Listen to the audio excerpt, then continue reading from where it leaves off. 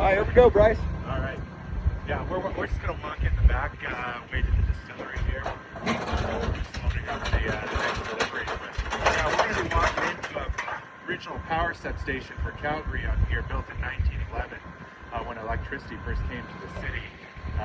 They stationed all the west of the city, brought in the high power lines in here. This is where it dropped down and started feeding the earliest neighborhoods in Calgary here. So we totally stripped this out and just putting it in the scale. So come walk in and we'll start seeing the equipment. All right. Oh. That's my crate right there. No, I'm just kidding. You don't have enough room. Oh, no. You'll be taking these barrels here. Oh, wow, it's a full bar and everything in here. Oh yeah, we have a full bar, everything.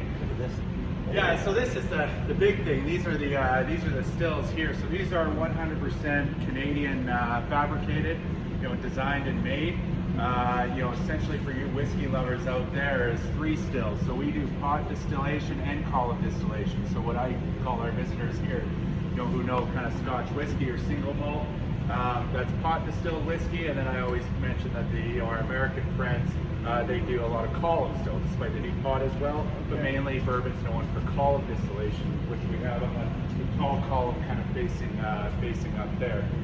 As well. Like I said, this was all done out of masters really at their craft, with Revival Stillworks in Victoria, BC. So anyone visiting the West Coast, of Canada knows where they're at in Victoria.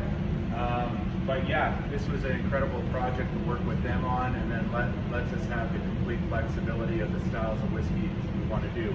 We're focusing on Alberta malt whiskey actually, and as of a couple weeks ago actually, this province has now put in the Alberta Whiskey Act, which will has definitions similar to how there is bourbon, Scotch whiskey, champagne, tequila, of actually how Alberta whiskey is made. So it's a very exciting time for us, here in Alberta, and going into our whiskey roots that we've been doing for over 80 years actually now. Yeah. So awesome. In this province. So we put all these in, we installed them, my crew, and Bryce, of course, was helping out. But we had to drag these in. We had machines here lifting these things up, because that one's 3 stories high.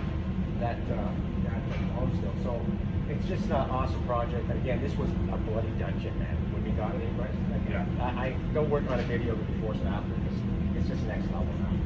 Yeah, and some of the stories were, despite all the foul that was in here, but there was bats in here before. The cleanup was intense. There was lead paint all around. This had been in a building that had been empty for many years. So we transformed to this. I think next we'll go into the restaurant. You'll see what we're doing in the restaurant. Yeah, let's do it.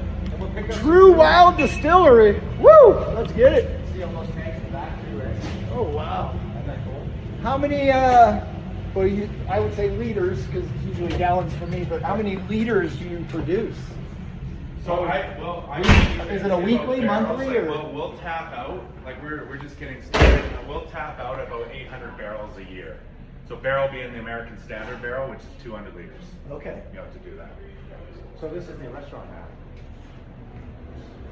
Yeah, so this is the restaurant here. Now, we're closed at the moment right now. We open up for dinner at a little bit later on this evening. So the team's just getting ready for that, and as well as an offsite. So you got a chef and everything back there. This is just two sides of this building. So one half being the distillery or the production area, and then the other half being the restaurant. A little bit of a retail space. We have an event space upstairs as well that's there. But yeah, to showcase what we're doing here, and bring people close to the action. There is a couple items here that were original, despite everything was out of here. We have a spiral staircase, original spiral staircase here. We kept that in. It's non-usable anymore, but we did keep it as a sculptural element. It's really awesome crane here, actually. Rob and his team, this was kind of interesting moving, as well. That actually used to be on the 2nd floor. We had to bring it down and mount it here. Yeah, we had to bring it down, mount it here as well as original. There's actually an electrical motor there that we could hook up. It still works today. It shows how well things were done. We put in the mezzanine above that oversees the entire restaurant as well. Oh, I just saw that. Yeah. Of course, we have the cow's head, the skull there. Our food program is really what we call contemporary Canadian. So we source as much high quality local product as possible, and then we add some international flair in, with the pantry items or techniques that we do, as well. But it's all focused around live fire. So we grill on charcoal and applewood from British Columbia.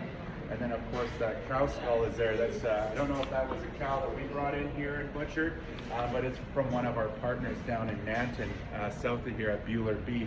That's actually retired Longhorn from the rodeo.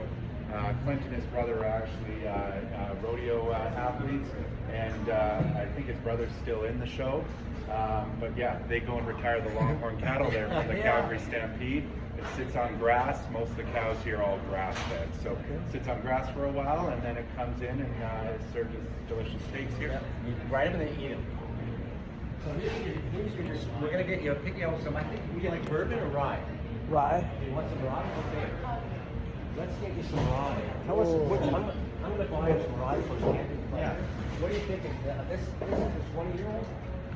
Yeah, there's a couple of guys, especially so.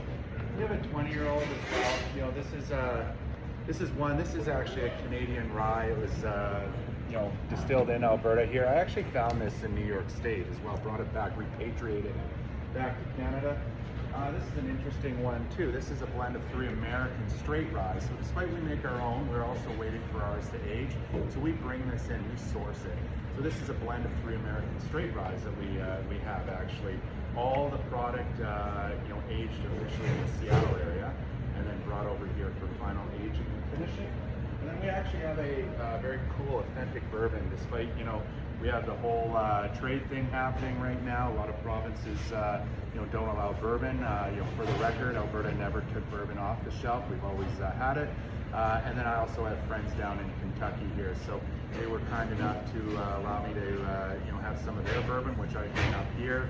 And then I do further aging up here in Alberta's dry climate, and then bottle it here. But this is an authentic Kentucky bourbon as well. So you got whiskey. 3 to choose from. Yeah. Oh, The 20-year-old is they're all awesome. Yeah. Yeah, they're all awesome. It's just what you like. Lots of orange peel candy on this. Classic bourbon notes as well. It's a high rye bourbon. This being a majority of rye in here, being a straight rye blend, spice and dark fruit note. And then this has a very unique Canadian rye note, 91% rye in it, but a lot of tropical fruit notes, a lot of aroma, a lot of complexity. Yeah, let's get that. Yeah. Ooh. I think you should do the 20-year-old. I'm gonna do the 20. Okay, well, But I'm gonna keep this clean for the video. yeah. There you go. Awesome. Yeah. All right. Yeah. I'm gonna go. What an amazing place. This is awesome. If you're ever in Calgary, what's the address? 3115 11th Street Southeast. True Wild Distillery. True Wild Distilleries. Come out and visit, eat, and have a few cocktails.